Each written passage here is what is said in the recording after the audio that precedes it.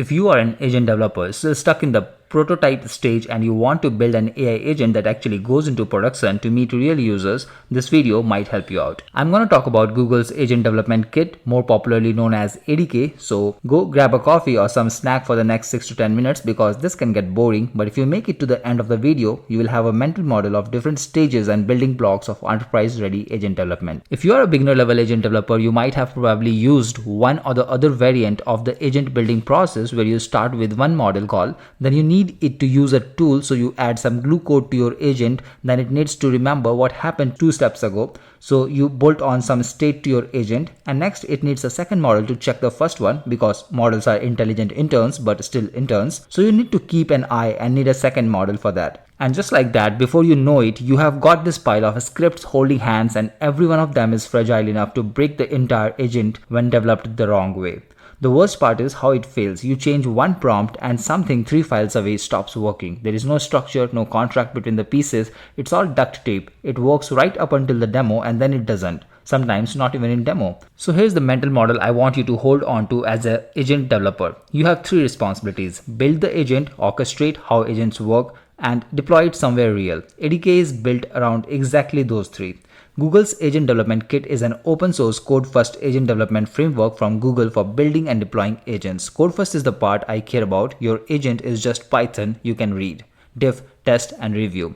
It is not a drag and drop black box, and it is not locked to one model either. Let's start with the smallest unit, a single agent. Strip away the buzzwords and an agent is really just 3 things: a model to think with, an instruction telling it who it is, and a set of tools it is allowed to use. Prompt goes in, action comes out. That's it. And in ADK, that's literally an LLM agent. You give it a model, say Gemini or Opus, an instruction, and a list of tools. That's the whole agent. It's a Python object. You can put it under version control, you can unit test it, run ADK web, and you get a local dev UI in the browser. You can chat with your agent. Every event, every tool call, the state at each step, everything gets traced. When your agent does something weird, you're not adding print statements at midnight. You just look at the logs. The access to real-world apps via direct API tools and official MCP server makes agent what it was envisioned to be.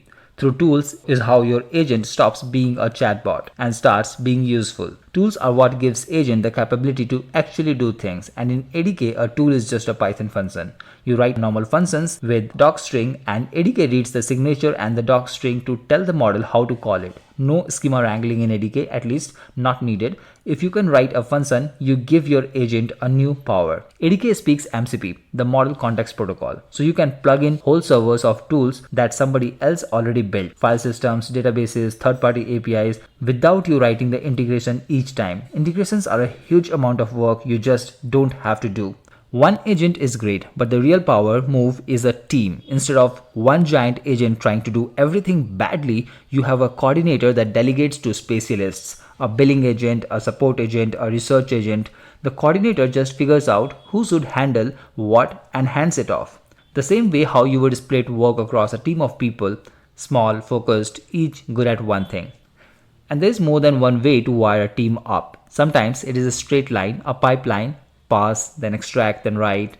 Each agent does its bit and passes its output down to the next one. ADK has a sequential agent for exactly this. The output of one flows into the state the next step reads, predictable, ordered, easy to reason about. Sometimes the steps don't depend on each other, so why wait? Run them at the same time. A security check, a style check, a performance check, all at once. 9 seconds of sequential work becomes 3. Your users feel that. And sometimes one pass isn't good enough, so you loop. A generator produces something, a critic tears it apart, the generator tries again, round and round until it is actually good, or you hit a max iteration count. It is the same way you would iterate on a draft. ADK gives you a loop agent so you don't hand roll that control flow. Sequential, parallel, or loop. These aren't separate worlds. A sequential pipeline can contain a parallel block which contains a loop. In real-world agents, you often need to nest these simple patterns into genuinely sophisticated systems, and each piece stays small enough to understand on its own. But wait, LLMs don't have a memory to retain info. Then how do all these agents actually talk to each other? Through shared state. Think of it as a whiteboard the whole team can read and write. One agent writes its result under a key, the next agent reads that key. In ADK, you set an output key and the value lands in the session state, and downstream agents just reference it. No passing giant blobs around by hand. Every agent works off the same board. And there is the difference worth being precise about. Session is this conversation, the short-term working context. What has happened so far right now? Memory is the long game. Things the agent can recall across sessions, across days. ADK separates the two cleanly. So what were we just doing and what does this user always prefer don't get mixed together. That distinction saves you a lot of grief later. Under all of this is the runner and the event loop. When your agent runs, it doesn't just return one lump. It emits a stream of events. User message, tool call, tool result, model response, final answer. You can watch it think step by step. It is an async first, so streaming and long running tools just work. And because everything is an event that dev can replay exactly what happened, observability isn't bolted on in your agent architecture. It is the architecture. And you get hooks into every step, callbacks, before the model runs, after it runs, before a tool runs, and after the tool runs. This is where you put your logging, your metrics, your wait, don't do that logic. Anywhere in the lifecycle you can observe or intervene. It is the difference between hoping your agent behaves and actually being able to make it behave in a certain way. Which brings us to guardrails. And if you are going to production, please don't skip this. Using those callbacks, you inspect what's coming in and going out. A request comes in, you run it past a check. Is it safe? Let it through. Is it sketchy? Block it before it even hits the model or the tool. You catch the bad stuff before it runs, not after it has already made the expensive, embarrassing mistake. ADK also does live bidirectional streaming, audio and video both, not just text. So you can build agents you actually talk to that respond as you are still speaking, interrupt and resume, the whole natural conversation thing. And there is another thing that nobody wants to do, but everybody needs. And that is evaluation. How do you know a change made your agent better and not worse? ADK lets you evaluate not just the final answer but the trajectory. Did it take the right steps, call the right tools in the right order? You run it against test cases, you catch regressions before users do. Treat your agents like code. If it is not tested, it is not good to go into production. Agents don't have to be introvert or live on an island. There is agent-to-agent protocol for agents to talk to other agents, even ones built on completely different frameworks. Your ADK agent publishes an agent card describing what it can do, and a peer agent somewhere else can discover it and collaborate. It is how you go from one clever agent to an actual ecosystem. So much in a framework, and list is far from getting over anytime soon. So you have built it, you have orchestrated it, you have tested it. Now the only step that is left is to take it in front of the real users by deploying your agents into production. With ADK, deployment is basically just one command: ADK deploy cloud_run. Point it at your agent and it builds the container, pushes the image and hands you back a live URL.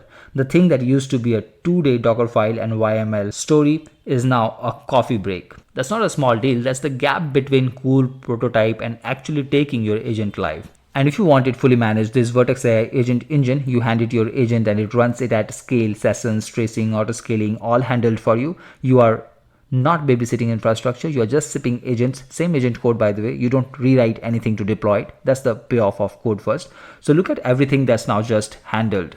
Shared state, guardrails, evaluation, tracing, deployment. Every one of those was a thing you used to cobble together yourself and then pray that it works. That's the checklist that separates a demo from something you would actually put in front of real users, and ADK gives you all of it in just one kit. So the agent full stack constitutes agent at the core, of course, tools giving these agents powers, orchestration for coordinating with them, shared state so they cooperate, guardrails to keep everything safe, evaluations to keep everything of high quality, and then deployment so that the world can use it. One coherent kit end to end instead of 15 libraries glued together. So that's Google ADK for you guys. Go build something. Tell me if you disliked or liked the video.